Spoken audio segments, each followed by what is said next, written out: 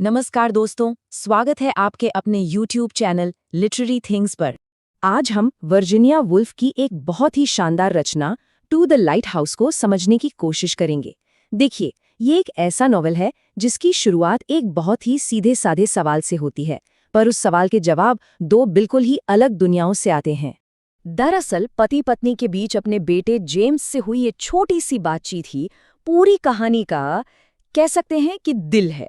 यहीं से शुरू होता है भावनाओं और तथ्यों के बीच का टकराव। तो आज हम इसी नॉवल को और गहराई से समझेंगे इन 5 हिस्सों में। तो सबसे पहले बात करते हैं उस सवाल की जो लाइट हाउस से जुड़ा है। कहानी की शुरुआत होती है 6 साल के एक बच्चे जेम्स रैमसे की एक बहुत ही प्यारी सी ख्वाहिश से। वो पास के लाइट हाउस पर जाना चाहता है, बस इतनी सी बात है। और इस ख्वाहिश पर जो पहला रिएक्शन आता है वो है पिता का, मिस्टर रैमसे का। मिस्टर रैमसे उस दुनिया को रिप्रेजेंट करते हैं जहां तर्क, विवेक और एकदम कठोर सच की ही जगह है। आप उन्हें परिवार का दिमाग समझ सकते हैं। उनके लिए जिंदगी बहुत मुश्किल है और सच तो कभी नहीं बदलता। वो मानते हैं कि बच्चों को किसी झूठी उम्मीद में रखने के बजाय दुनिया की कठोर सच्चाई के लिए तैयार करना ही एक पिता का फर्ज है। और देखिए, वो जो कहते थे वो हमेशा सच होता था। वो सच के साथ कोई छेड़छाड़ नहीं कर सकते थे, भले ही वो सच किसी को कितना भी चुभ जाए या निराश कर दे। तो यहाँ सबसे जरूरी बात यह है कि उनकी पूरी की पूरी दुनिया तर्क और तथ्यों पर टिकी हुई है। उनके लिए वही सच है जिसे साबित किया जा सके, जिसमें भावनाओं की कोई जगह नहीं है। अब आते हैं कहानी के दूसरे पहलू पर। अगर मिस्टर रैमसी परिवार का दिमाग है, तो मिसेस रैमसी उस परिवार का दिल है। वो भावनाओं, एहसास और इंसानी रिश्तों की दुनिया को दर्शाती हैं। उनकी दुनिया की बुनियाद है हमदर्दी, यानी एम्पैथी। वो लाइट हाउस के अकेले रखवालों के बारे में सोचती हैं। वो चाहती हैं कि उन तक उम्मीद और थोड़ी राहत पहुंचाई जाए। अपने पति से बिल्कुल अलग, उनका पहला मकसद होता है दूसरों के मन को सुकून देना, सबको जोड़कर रखना और उनकी भावनाओं की हिफाजत करना। मतलब उनके लिए दुनिया वैसी नहीं है जैसी दिखती है, बल्कि वैसी है जैसी महसूस होती है। उनके लिए सच्चाई लोगों के बीच के जुड़ाव और उम्मीद में बसती है। तो अब सवाल ये उठता है कि वर्जीनिया वुल्फ हमें इन दो बिल्कुल अलग अलग दुनियाओं को इतने करीब से महसूस कैसे कराती हैं?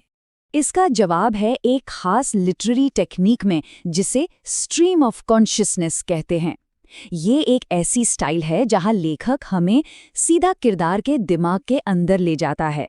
हम उसके विचारों, उसकी भावनाओं और यादों को ठीक वैसे ही महसूस करते हैं जैसे वो खुद कर रहा है, बिना किसी फिल्टर के। इस टेक्निक का इस्तेमाल करके वुल्फ हमें किरदारों की सच्चाई को अंदर से बाहर की तरफ दिखाती हैं।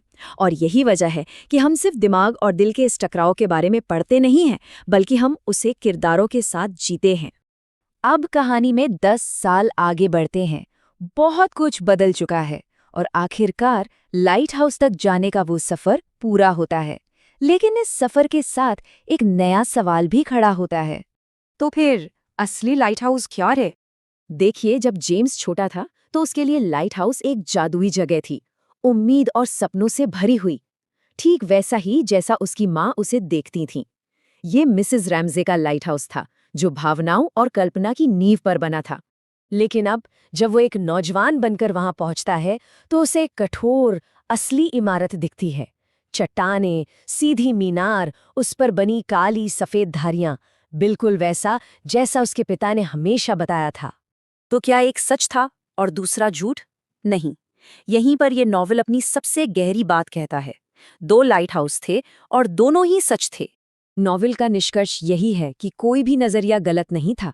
हमारी अपनी भावनाओं से बनी दुनिया भी उतनी ही सच है जितनी कि तथ्यों से बनी ये बाहरी दुनिया। असलियत में सच्चाई का कोई एक चेहरा नहीं होता, वो तो तथ्य और भावना, दिमाग और दिल, इन दोनों के एक बहुत ही पेचीदा और खूबसूरत मेल से बनती है। ऐसे ही इंग्लिश लिटरेचर के और वीडियोस के लिए बने रहिए हमारे साथ। धन्यवाद।